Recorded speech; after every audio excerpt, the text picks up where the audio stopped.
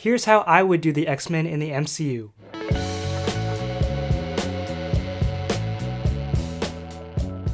What's up guys, welcome back to Superhero Legacy. My name is Liam and in today's video I'm going to be talking about my pitch for the MCU X-Men. Now that I've talked about my optimal X-Men team, and if you haven't seen that video be sure to go check it out, but since I did that already I now want to talk about how I would handle the first X-Men movie in the MCU. Just a disclaimer, I know none of this is actually going to happen, but it's still fun to fantasize and play around with some of these ideas. But with all that said, let's go ahead and get into it. First off, I have to say that my pitch for the MCU X-Men does not depend on how mutants came to be. I know the most popular theory is the reemergence of everyone from Thanos' snap somehow sparked the mutant gene, and I'd be okay with that. Again, I don't really care about how they got their powers. What matters to me is what they do with them afterward. It's also important to note that at this time the X-Men are not brand new. They've been together for a while now, saving people, doing hero stuff ever since Endgame, after the snap, or whenever. Point is, this will not be an origin film. The reason why nobody has mentioned anything about them yet is because Charles Xavier has been using Cerebro to make people forget that they were ever seen out in the public. We already know that the villain that the MCU is wanting to do is Mr. Sinister, which I think is an excellent choice. Toward the beginning of the film, I think it would be cool if Mr. Sinister somehow found out that the X-Men existed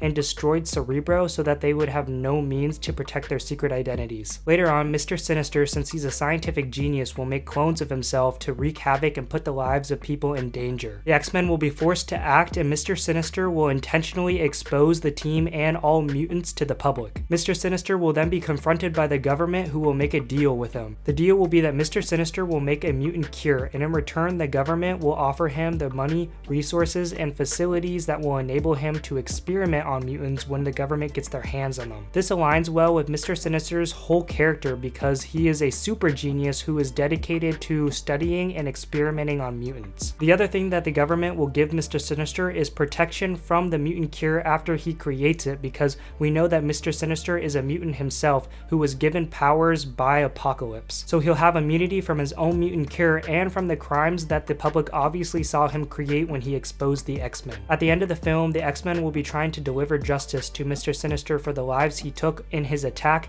and they will be trying to stop him from making the mutant cure. The X-Men will succeed in defeating him, but it will have already been too late and the government will have possession of the mutant cure. This will perfectly lead into the next film, which will tackle how the X-Men and the mutants will respond to being exposed to the world. The cure will give mutants a reason to be afraid of humans, and it will also spark chaos within the mutant community between those who want to take the cure and those who want to destroy it. This is when we'll start to see conflict between humans and mutants, and this is when we'll see Charles Xavier adopt his philosophy of coexistence. I bet you know where I'm going with this, because yes, this is also when we'll start to see Magneto diverging from Charles Xavier. He'll be like, look Charles, I love you like a brother and I believe in the X-Men, but it's time for us to finally take our rightful place at the top. This will all be explored in the later X-Men movies, but I haven't even talked about the best part of the first film that I was talking about. After Mr. Sinister is defeated by the X-Men and after he's already given the mutant cure to the government will betray him and imprison him behind bars. At the very end of the film, maybe in the end credit scene or something,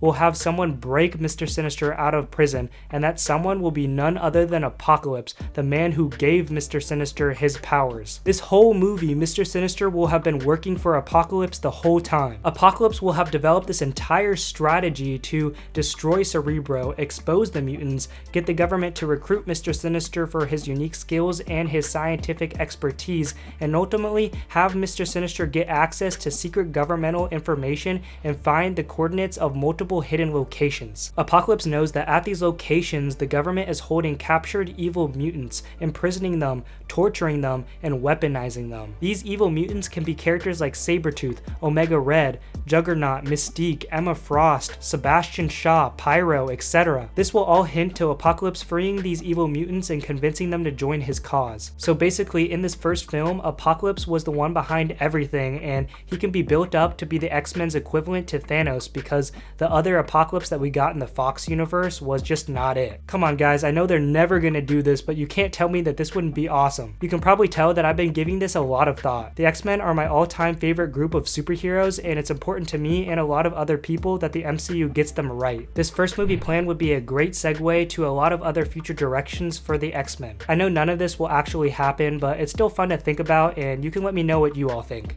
So that's gonna do it for this video, guys. Please like and subscribe for more superhero content and share your thoughts on my pitch for the first MCU X-Men film down in the comments below. You can check out some of my other videos right over here, but for now, thank you so much for watching and stay super.